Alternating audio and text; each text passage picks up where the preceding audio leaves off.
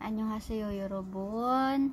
Ayan, gumawa po ako ng video para sa mga susunod na magtatanong po kung papaano yung naging experience ko sa embassy, mag-exam, ganan. Yan. So, uunahin po natin yung tanong dito. May nagtanong po ngayong araw na to. And sabi niya, ano ang requirements sa embassy para maka-exam?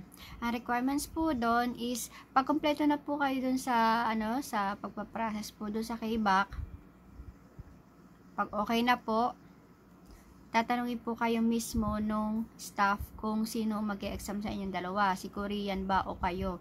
Kung si Korean po ang mag-e-exam, kailangan po marunong po siya sa English kasi English po yung exam niya. Tapos, kung hindi naman po, ikaw po ang mag-e-exam.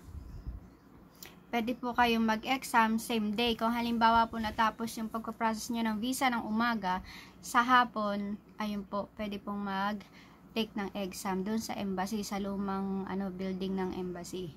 Kasi ako po, nakatapos po ako ng umaga. Maga po kasi ako pumunta sa KBAC. Tapos, nung hapon na, naka-schedule ako ng 3 o'clock exam dun sa old building. At Korean, pure Korean nga po yung exam natin. Guys, ako po ay self-study. Okay po, para malinaw po. Kasi marami po nagsasabi na hindi daw po tinatanggap yung hindi nakaaral ng Korean language sa school. So, ako po ay hindi po nag-aral sa Korean school, sa Korean center. Self-study lang po talaga ako. Araw-araw po yun. Araw-araw po yun na aral sa bahay lang po. And, sa awa ng Diyos po ay tayo po ay nakapasa. Tinatanggap po doon. Ako po, tinanggap. Hindi naman po ako nag-aral sa Korean school. Pero tinanggap po ako. May nagsabi kasi na hindi daw po matatanggap doon, hindi daw po pa makaka-exam kapag hindi galing sa Korean school or Korean center, ganyan. So ako po, ang inyong lingkod ay hindi nagpasok sa school ng Korean at hindi rin ako nanggaling sa Korean center. So sariling sikap, sariling aral po ako, and ako po mismo ay mag-isa nga lang po ako kasi yung asawa ko na dito na sa Korea kasi nagtatrabaho siya. Ako lang po mag-isa doon, nagpasa sa KBAC, nag-exam nung hapon, and sa awa ng Diyos ay nakapasa po tayo. So sa mga F6 visa po dyan, wag po kayong kabahan. Kaya nyo po yan. Kung kinaya ko, kaya nyo po yan. So, pwede naman po kayo mag-PM sa akin kung may mga katanungan po kayo. Yan, tungkol sa exam. Yan. Basic lang naman po. Kung may mas gusto po kayong, kung may mga katanungan pa nga po kayo, message nyo lang po ako. Nakita nyo naman po yung pangalan ko, diba? So, ganun po. Pwede pong mag-exam kahit hindi nag-aral sa Korean Center or Korean School. Basta ipasa nyo po ang exam. So, one time lang po yan. So, ibigay nyo na po yung best. Kaya nyo po. Kung kaya ko nga po, kaya nyo din. Mas matalino po kayo sa akin. Hindi naman po yan sa patalinuhan.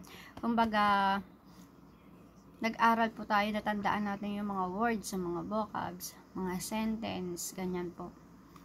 So, kung may mga katanungan po, PM nyo lang po ako, and tutulungan ko po kayong para tayo, sama-sama tayo dito kasi marami din pong mga benefits ang F6. So, diba? Pwede tayong trabaho dito. Tapos guys, pag nandito na, mag-aaral po ulit tayo.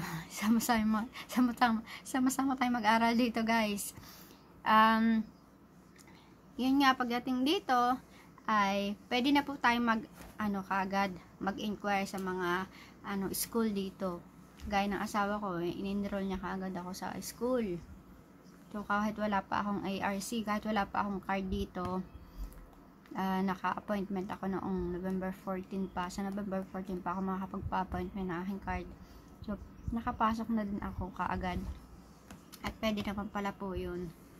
So ayun guys, maganda po kasi yung nag-i-schooling dito kasi may encourage kang matuto talaga. May mga iba-ibang classmate ka, iba-ibang lahi. So, talagang ma-encourage kang matuto. So, mag-aral po tayo pagdating dito, guys. So, ayun, hanggang dito na lang po muna, at sa susunod na may mga katanungan kayo, bibidyo ko po ulit. Okay, kamsahamnida mga dinggo. Bye-bye. Mag-aaral, magsasagot pa ako ng assignment ko. May assignment na naman kami sa school. Bye guys. Next time, i-share ko po paano yung schooling namin dito.